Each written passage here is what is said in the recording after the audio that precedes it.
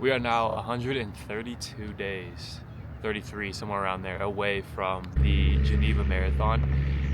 This is going to be in Illinois. This is going to be my last chance to qualify for Boston in April of 2027. So this is like that last little cutoff point where you have a little bit of a chance.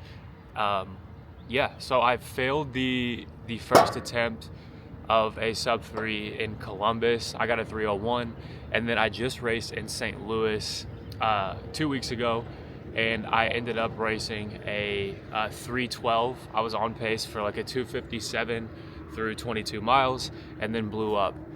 So I'm going to use this series as a way to document my progress the next 16 to 20 weeks of getting a BQ at Geneva. And the whole premise around this prep is going to be leaving no crumbs. I'm going to exhaust every possibility that would lead to me not getting that goal. And if you also have a goal, I want you to be able to work toward your goal at the exact same time. So we have 16 to 20 weeks. If you want to sign up for your half marathon and marathon toward the end of the summer, beginning of fall, that's when I'm going to be racing. And the goal is going to be for me to take you through all of my training and as much of my training as possible in the most authentic way. I'm just going to bring my camera around with me like I was doing before, but make this one a lot less preachy and more just hanging out, training together. You'll learn the things I learned, and the Boston qualification is going to be the goal in about 20 weeks. So that's what this series is going to serve as, and I look forward to making more videos. This is a new type of workout. I've never done 200s hard, so we'll see how that goes. I don't think I've done 200s legit since I was in track.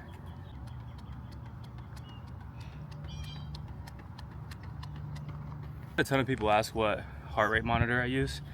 I don't know what version of Garmin's this is, but I use this one, and I only use it on quality sessions. So I don't use it like on easy bikes or easy runs, just because I try to go off RPE on those and just letting it feel easy. But this is the one I use for all my quality sessions to get more of an accurate reading. So we have a 10 to 15 minute warm up, super easy. And then we're gonna go into the 8x200, the first set, and then we will do the second set after that. The whole goal of these next 6 weeks or so is to work on speed before going into the next marathon block. So I have 6 weeks of dedicated speed work. So on Tuesdays will be repeats like this, and then on Thursday I have hill sprints as well to work on like running mechanics, better pop off the ground, and then we'll go back into that marathon specific work after this speed block.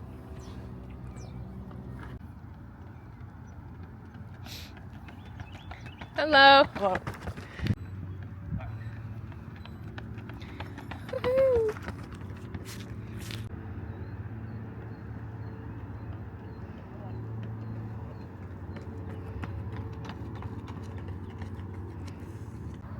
All right, that's a wrap on the workout. Ended up being 7.57 miles, average pace 7:44 minute per mile, average heart rate 149. Ended up getting really hot toward the end. Like I said, all of the intervals were at a RPE 8 to 9, so it wasn't super pace focused. This was the first speed workout back after the marathon, so he wanted it to be more effort focused, and that felt really good. I'm really enjoying how I'm structuring my strength training right now. I'm doing 3 full body days a week in this speed block, with the first day being concentric and plyometric focused. So I try to stay away from heavy eccentrics like heavy RDLs or heavy back squats. So what I do is a box squat instead, focusing on the top portion of the movement, exploding up, and then doing plyometrics the day before this workout. So my legs aren't torched, they're more so primed and they're poppy for those 200s. Felt really good. Now the plan is going to be tomorrow to do more high volume work for the strength training on the legs. That will be more work capacity focused in our actual heavy leg strength training day. So really good workout, enjoyed it. Now Time to go fuel. The plan is to, I've been eating these like Z bars. They're like, I'm pretty sure a little kid like carb focused bar, but they're really good after a workout. So I've been doing those with a banana. And then there's this little coffee shop on the way back home that I always stop by and get a protein shake inside my espresso. So I get my protein, my quick carbs. I have some calls with clients in the middle of the day. And then after that, the plan is going to be to bike, or we might do that strength session today a little bit earlier depending on what's going on. And I have to help a friend tonight who's opening a new gym in town, filming some content for that gym. I'm just gonna be in the videos and help out and support another person opening a business. So that's the plan for the day. Great workout overall. I'm really excited to see what this speed block ends up doing for just my overall fitness toward the end of this and going into the next marathon prep. So one more breakdown. So the reason that I am doing this series to qualify for Boston this time a little bit differently, and I'm being very clear about what my goal is, when in the past has been more so train hard and let the chips fall where they may, is because I truly do believe in manifestation at this point. And I believe that you can speak something into existence whenever your actions follow what you speak about. So for me, I see nothing wrong in saying that I'm going to qualify for Boston in September, because for me, I know that I put the work in. I know that what is required for that goal is going to require a version of me that I don't even realize exists yet. And I'm gonna have to do things that I've never done before in order to get to that goal. And my purpose with this is wanting to show all the changes that I go through in that process of trying to hit that goal. So, nutrition, like I said, quick carbs. I'm gonna pick up the protein shake with the coffee, and we're gonna get some work done. All right, lunch has been eaten, meetings are done, and now the afternoon. This is something that I just picked up. If I don't break something on the wall. I just picked this bike up this past week on Marketplace, actually. I had a Zwift at one point in time where it was just a stationary trainer, just a frame, and I really liked it. And biking brought a lot of cross-training benefits that I wanted to bring back into my training, but I wanted to learn how to actually ride a bike. So I got this road bike on Facebook Marketplace. I don't know anything really about bikes or bike training for that matter, so don't ask me when it comes to that. But how I am going to integrate this into my training is on my harder days. So like today on Tuesday and then Thursday when I don't have a gym session, my plan is to add these in at the end of the day as more of an aerobic base. So I'm gonna do 45-minute to hour sessions on this thing, zone 1 to 2, just to help build my aerobic capacity and get better over time. I will say I still have these pedals on here. I'm gonna need to get clip-ins and actual bike shoes for this bike so I can go faster, but for now this is what I'm working with and I'm totally fine with it. Most of the rides end up being somewhere between like 16 and 18 miles an hour, and usually my heart rate is in the 120s to 130s. Very chill, but I've already noticed a huge benefit in terms of coming into the next day feeling fresh and more recovered, just because I'm spinning the legs out more often. And I'm adding a couple hours every single week to my aerobic base. So I'm gonna ride the bike. The goal is to go for an hour today. So that's what I'm gonna aim for, an hour ride. Just a simple little 3-mile loop that I do around here. And then that'll be a wrap on today's training. And then I will explain to you how I'm doing my strength training for tomorrow. It'll be more high capacity work. Higher rep stuff since I'm in my off season and building strength, and yeah, that's the plan. So I'm gonna ride this bike and then I will talk to you about strength training in a little bit. All right, the ride is done.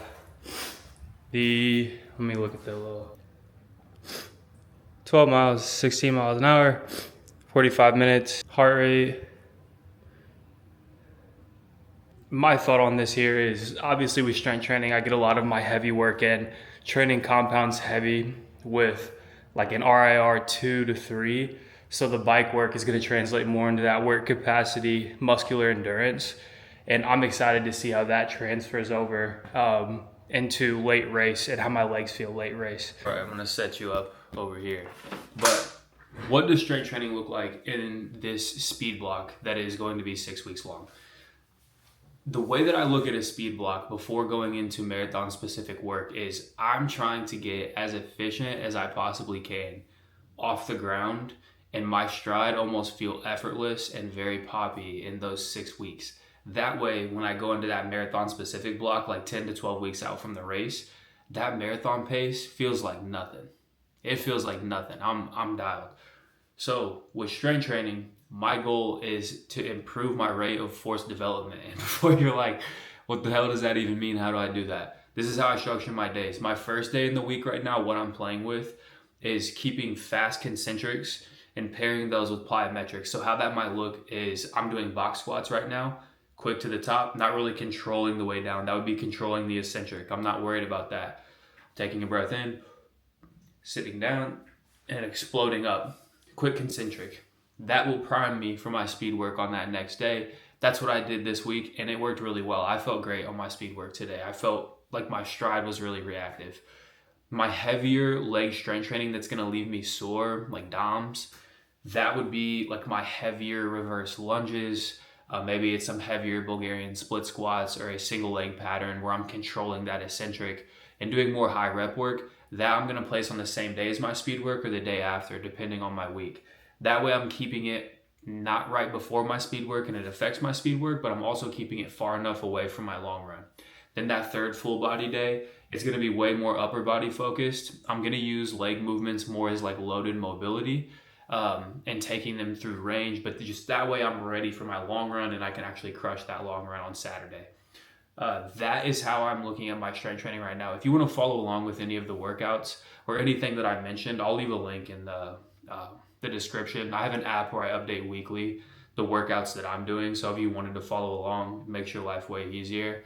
Or if you just want to check the app out and kind of like get a vibe for how the workouts that I'm talking about, you can kind of see how those are programmed without me going into the nuance and nitty gritty on here. But I'll do another video where I take you to the gym and we go through a full lifting session so you can see what I'm talking about. But for today, I want to keep it more mindset focused. I want to keep it more just focused on the speed session and then how I'm thinking about strength training in this 6 week block.